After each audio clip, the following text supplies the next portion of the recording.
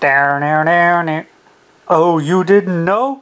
Ladies and gentlemen, boys and girls, children of all ages, the D.O.G.G, the Road Dog, proudly brings to you, coming all the way from parts unknown, here comes brave Sir Robin with another DVD review. And if you're not down with that, we've got 2 words for you. Suck it!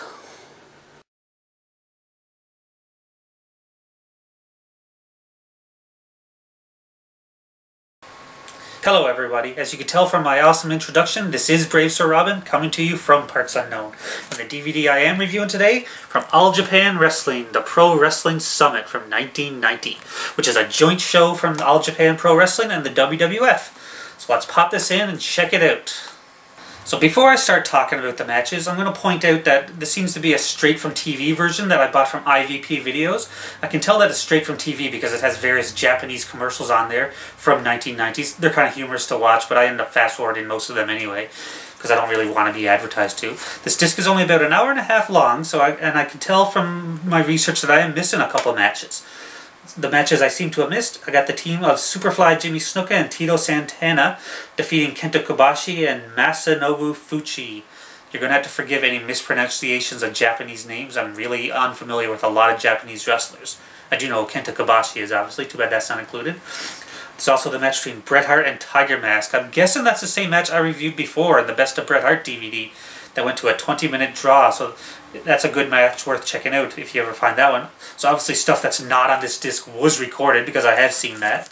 It's also a match between the Great Kabuki defeating Greg Valentine and Jake Roberts defeating the Big Boss Man, which I've also seen on another set, and the team of Masa Saito and Shinya Hashimoto versus Masahiro Chono and Riki Choshu. Those are the matches not included on this set. But I know those matches have been recorded, so obviously there are multiple versions. I'm reviewing the short one, obviously, that I got from IVP Videos, as I mentioned.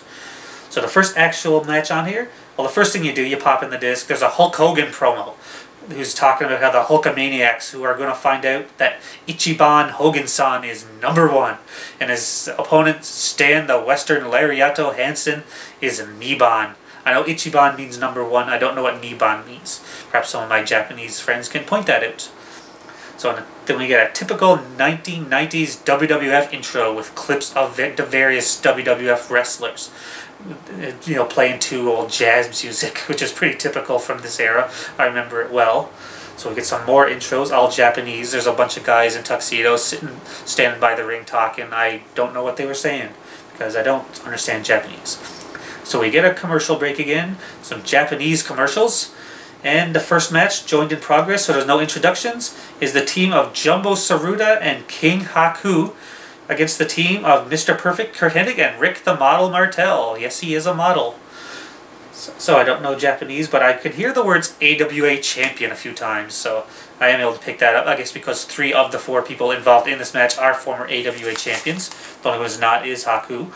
So Hennig and Martel, they actually work really well together. And Jumbo and Haku, they seem to be the favorites though, even though the other team is smaller and at a disadvantage to them. But Hennig and Martel, they do work very well together. Too bad we never saw more of them as a team together in the WWF. I think that would have been pretty cool. So I guess this makes Haku the default face, but there's no Bobby Heenan in it with him. If my timeline is right, he was still part of the Heenan family at the time. So Hennig and Martel, they wear down and they double team Haku a lot. At one point Haku is in the Boston Crab for Martel, but Jumbo makes the save. They wear him down some more. Rick Martel goes for a splash, but Haku gets his knees up in a hot tag to Jumbo. And then he slams Martel a couple times, and Mr. Perfect comes in and he gets slammed a couple times by Jumbo Tsuruta. Haku comes in, they go for a brawl, and then Haku, they whip them into each other, you know, the old classic 80s tag team spot, and they bonk heads, and then Haku sends Mr. Perfect to the outside with a thrust kick, and then Jumbo lays out Rick Martel with a jumping knee. Rick Martel gets up, Jumbo Tsuruta hits a backdrop driver, and he gets the pin. It's a pretty decent match, too, with Kurt Hennig and Rick Martel working really well together. I think anywhere else they probably would have been the 2 faces, but obviously Jumbo Tsuruta was very popular with the Japanese crowd. He's a historical figure there. So now the next match we have have on here, and it's a really good one too. We have Junichiro Tenryu, who a lot of you old-time WWF fans like me will recognize from various appearances in the Royal Rumble a couple different years, and also an appearance at WrestleMania 7 where him and Koji Kitao fought Demolition. He's facing Randy Savage, the Macho Man, or at this time, as you can tell, the Macho King, coming out with his crown with Sensational Sherry with him, which is strange anyway because they were billing Haku as King Haku.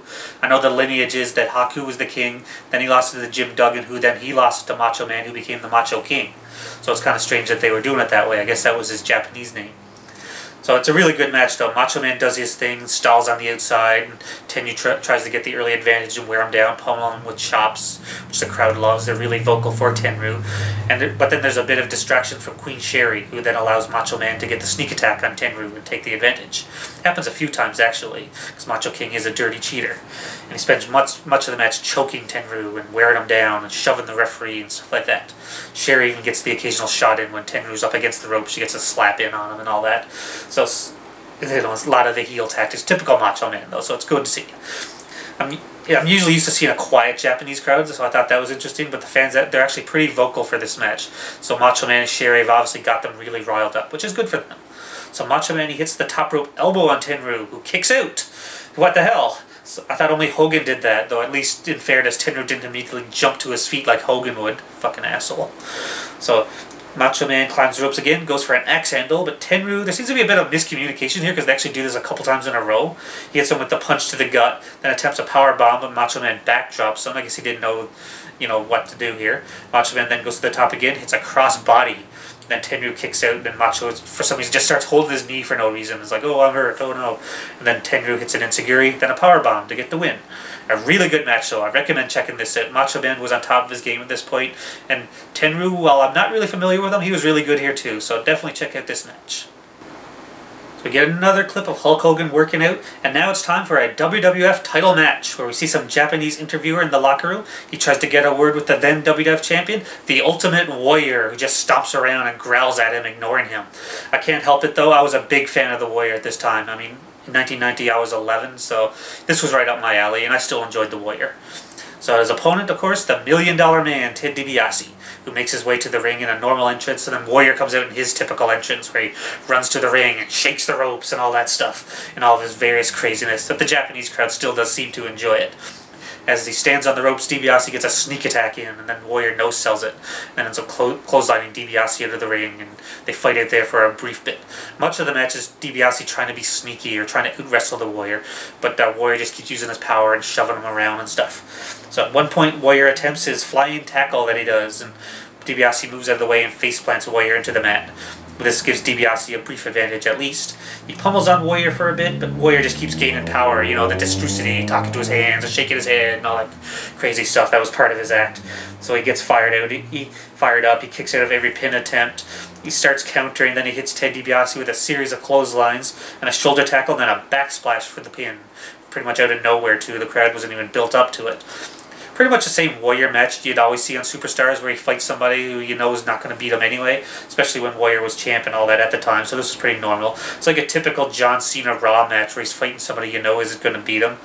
And even though this was a WWE title match, or WWF title match, DiBiase got some offense in, but I think he deserved better. But maybe, I kind of think they cut the match short because Warrior wasn't the deepest wrestler. In front of the Japanese crowd, you really need to bring the goods, so I guess they cut it short just so they wouldn't end up shitting all over Warrior and when he got gassed out or something. So now for some tag team action, and the first team out, coming out to their best intro music ever, is fucking Demolition, the WWF Tag Team Champions. Of course, this match was non-title at the time, but that's okay. They're facing the team of Andre the Giant and Giant Baba. They do a brief interview in the back where they're talking to Andre and Baba, but like I said, I don't really understand Japanese, so I don't know what they said here. They didn't say too much anyway. They got it over with quick and then made their entrances. Confession time, though, I was never really a fan of Giant Baba. I never thought he was a good wrestler, and what little I've seen, I respect the stuff he's done. I mean, if not for him, there would have been no All Japan wrestling. But as a wrestler, he's just kind of clumsy and awkward looking, and he's kind of weird looking too, to be honest. He looks like he's all torso with like skinny limbs, and a huge rib cage. I don't know. It's hard to describe, I guess. You have to know what he looks like, but I just found it kind of weird. Andre, of course, he was awesome, always awesome, though. Even though, sadly, this match was obviously near the end of his career, you know, in 1990. Still both better than Great Khali, though. I mean, he's the worst ever.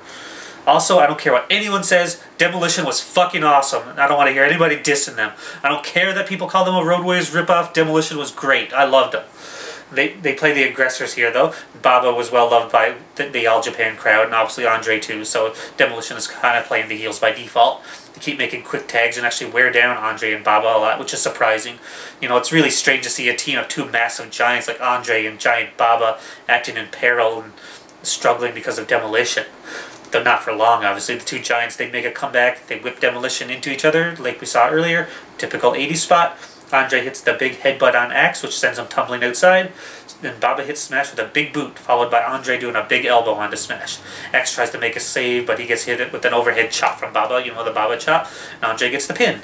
Enjoyable match, but despite the limits of the team, of the one team, you know, it's still really good. I mean, I'm biased because I am such a fan of everybody involved here, for the most part, so I still enjoyed this match quite a bit. So now for the main event of the All Japan Pro Wrestling Summit. Two of the biggest American wrestlers in the Japanese ranks. We have Hulk Hogan versus Stan Hansen, which is strange to see for main event because Warrior was the champion, but obviously, like I said, these are two of the biggest names ever in Japan, so this is the main event. I'm sure like many fans of my age, I actually grew up watching Hulk Hogan in the WWE for most of my life. I'm pretty much dating myself here now. So you pretty much end up thinking you've seen it all with Hulk Hogan, but it's actually strange to see when you watch him in Japan. He's a completely different wrestler. He seems to be putting in a lot more effort, and he's not showboating as much. He's actually bringing the goods in Japan, showing that he actually is a more versatile wrestler than a lot of people give him credit for. And him and Stan Hansen do work really well together too. I mean, I know they're old buds and all that, so that's pretty cool. And I'm sure if things are different, Stan Hansen probably would have made a good heel for Hogan to have to topple, you know, during his prime. I don't mean like one of the one-time only guys like One Man Gang or Kamala. Maybe somebody he could have an extended feud with would have been pretty cool, you know, like he'd do with Mr. Wonderful or King Kong Bundy or Earthquake. You know, it doesn't need to be like a main championship run or headline WrestleMania with him, but I think Stan Hansen would have been a good opponent for Hulk Hogan during his prime. Though obviously Hansen was better off in Japan, so I don't blame him for not doing it. I mean, he made more money there, and he's one of the biggest names ever in the Japanese ranks. So Hogan starts off the match with a drop toe hold and then some ground mat wrestling. Seriously, I mean, he's no Bret Hart, obviously, but it's still surprising to see. Like I said, he is more versatile than people give him credit for. It doesn't take too long, though, for the two to play to their strengths and are brawling on the outside for a lot of the match. Stan Hansen even bleeds for Hogan and gets slammed through a table on the outside. A lot of this match does happen outside. Hansen regains the advantage and Hogan bleeds for him too, which is really surprising, especially in 1990. I'm pretty sure he never bled at all during this time era in the WWF, you know, during the height of Hulkamania, for obvious reasons. I mean, it was a PG thing then too, which is not as bad as it is now. So Hansen goes for the lariat, but Hogan decks him with the axe handle instead, you know, knocks him out or lays him out, and then misses the attempted leg drop. And then Hansen goes for an immediate pin. It's almost like when Hogan lost to Warrior at the main event of WrestleMania 6, which was actually only a couple weeks before this. This was April 13th, and I think that was April 1st, so less than 2 weeks. But either way, take that, Warrior. Fuck you. So Hansen whips Hogan to the ropes, and Hogan does a flying cross body block. I'm not kidding, he really did. Hansen kicks out of it though, and he backs Hogan into the ropes, and then runs into him, I guess, to attempt another layer. Hogan gets the boot up, and Hansen runs face first into it, then nails the axe bomber! Yeah, sorry, I just get excited about that, which was Hogan's finisher in Japan, you know, the running clothesline. And he gets the pin. So no Hulk up. He actually doesn't do most of his typical Hulkamania 80s act here. He actually does it really differently in Japan, which was really cool to see. I mean, he goes for a leg drop and he misses, and he wins with the axe bomber. Really good match, though. Like I said, Hogan really brought the goods for this. I recommend checking this out just to see how versatile Hulk Hogan can be. I mean, it's not really a deep match or nothing. You're not going to see Hulk Hogan wrestling the same match as, like, Bret Hart or somebody like that, clearly, but it's still really entertaining. Good to see what Hulk Hogan really was capable of. So after the match, real Americans playing, Hulk Hogan's in the ring, posing away, doing all this typical thing. So here's my review of the All Japan Wrestling Summit. I got this from IVP Videos, as I mentioned. They actually did a sale. They do weekly sales, or they used to. He's kind of slowed it down recently, where he'd sell DVDs for $0.25 or a free download. This was one of them a while ago. It's regular price at $2.99, so still worth it. Though, if to be honest, look for the complete version. This is missing a few matches, as I noticed, so I was kind of disappointed with that when I found that out.